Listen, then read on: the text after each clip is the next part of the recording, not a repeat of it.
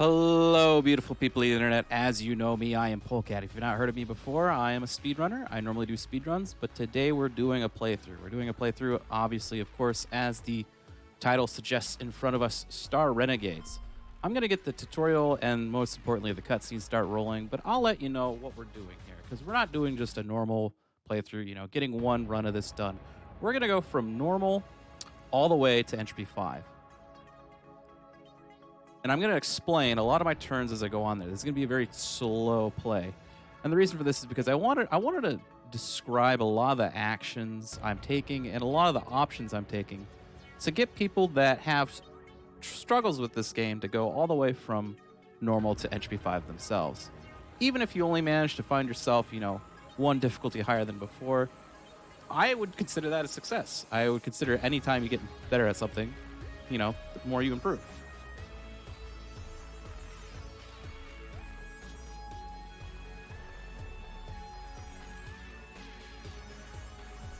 So, in order to make Entropy 5, or to get to a run of Entropy 5, we need to successfully complete runs of every other lower difficulty. In order to get those together, we have to play through normal first. We'll be looking to do certain things on normal, and we'll be looking to set up basically for later runs. And I need to get a rather specific team together to get that team together. Luckily, it looks like the tutorial has started rolling, and for this tutorial episode, episode T or the prologue episode to the main event, I'm gonna do most of the explaining of the mechanics myself, because if you haven't played this tutorial before, it's very text heavy. There's a lot of chitter chatter going on, and they want you to read this. I'm just gonna describe it myself, because this first one is explaining crits. Right here, I'm gonna be acting second, which means I get crit. Anytime you act first, you get a crit bonus. As you can see, this guy's using fire. It does 13 damage on crit. It does 5 seconds of stagger extra. That's what this 5 means. We'll get into stagger later, but all you need to know is what that number is there for. And then there is 6 extra damage as well. So we'll be taking bonus damage on this first action that they force us to take.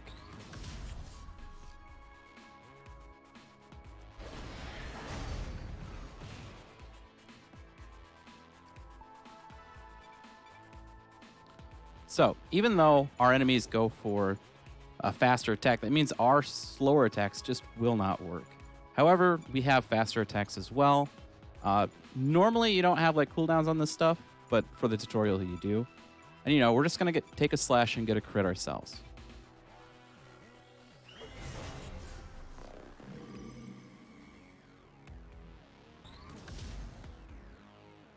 And that is going to make up the gist of the gameplay, is go for crits.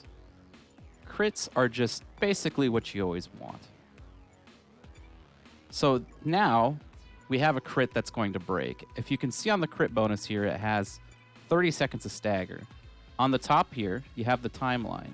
Our friend here is using Strong Blast, which happens about halfway across the timeline, a little bit past it. The middle of the timeline is 30 seconds. The start of the timeline is 0 seconds. At the end of it, 60. If you push an enemy off that 60-second mark, they'll go into the next turn, and you'll get essentially free hits in. Knowing when to break and where to break is very important at higher difficulties.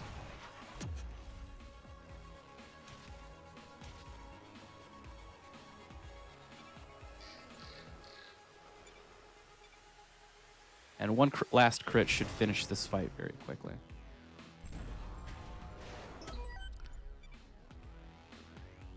Additionally, at the end of the fight there, it restored our shields for us. That's how every fight works. You get an amount of your shields restored back to you. This amount does reduce at higher difficulties, and it makes it a lot difficult at higher difficulties to get a working team in order.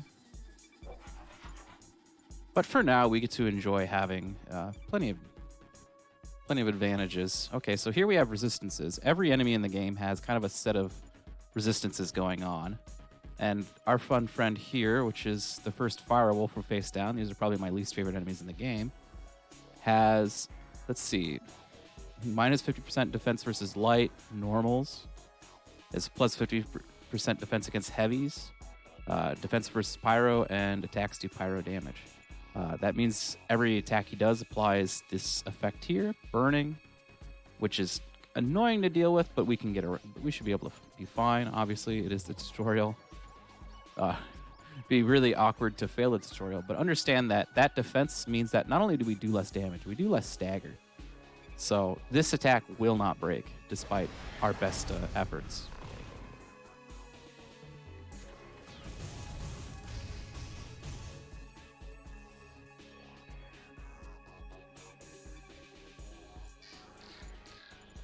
So luckily for us, our opponent is weak versus light attacks. And actually, this is a very good time to mention that even though we're breaking him here, we're sending him into the next turn, how much we break him by is actually important, because this 30 seconds now becomes, because he's weak, becomes 45 seconds. And it means on the following turn, he should be somewhere past the halfway mark. And we'll be easily able to hit him again on the next turn.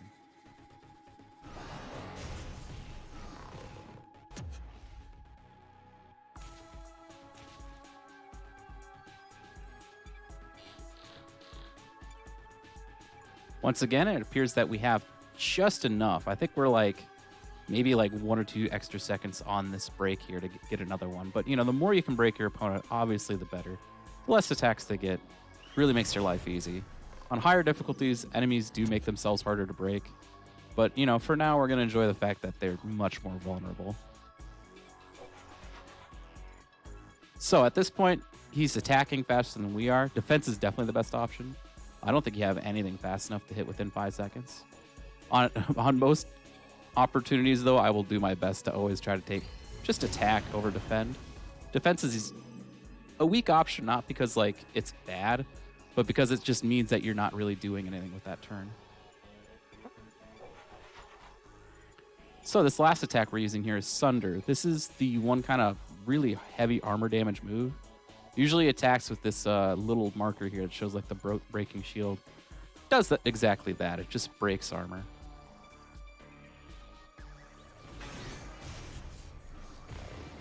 So you saw shields in action. Armor works a little bit differently. After you go through the shields, which is the blue health, you'll start going through the armor.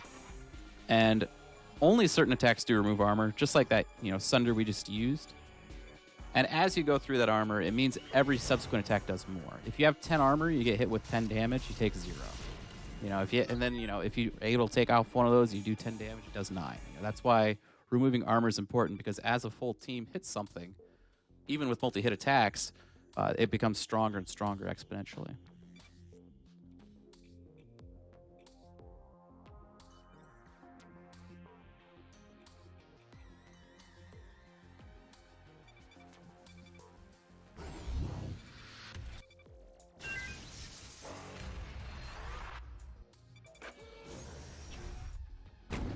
So we're just about at the end of the tutorial here. We'll be getting a second playable character for this last section.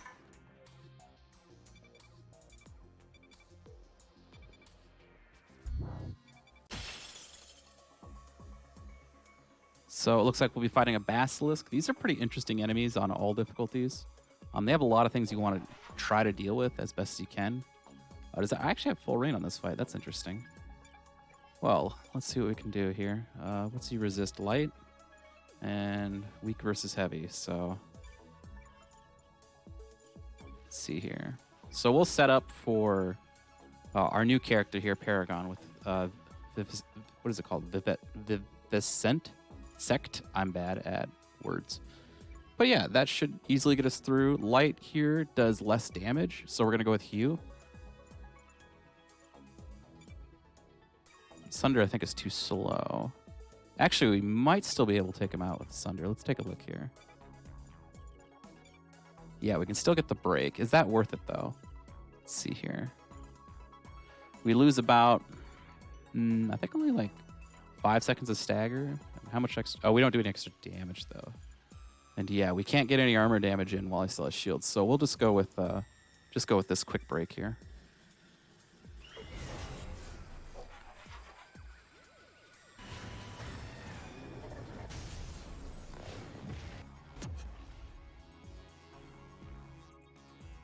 So let's see what more we can get in before he hits us. Not a whole lot. We can get a Hue in. That'll get us some bleeding. We'll take some damage for our troubles, but I think that's pretty well worth it to take that. And do you have anything fast enough? So he doesn't have any attacks that are fast enough, so I'm just going to choose whatever hits the hardest. And luckily, he has something that's he's weak to, so that makes a pretty easy choice.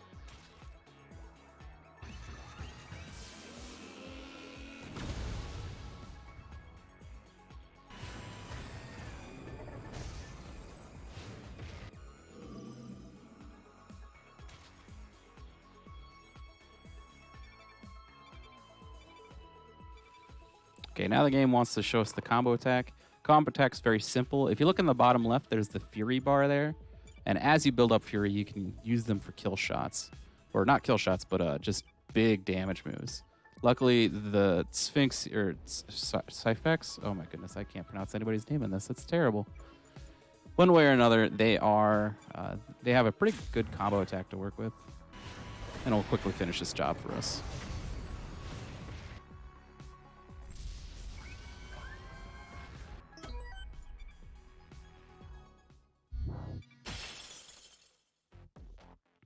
Okay, this is the last fight of the tutorial. The fun part is we get to lose this one. So we're just gonna mess with him for a little bit, and you know, we'll call that good there.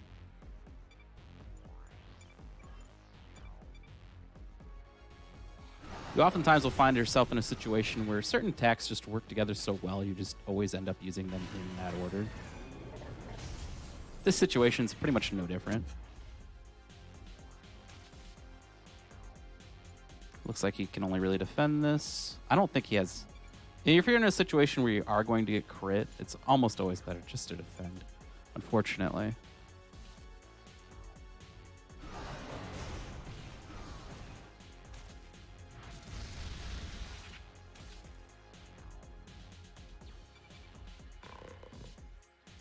Okay, so that is going to be the end of this. So let's just press some buttons.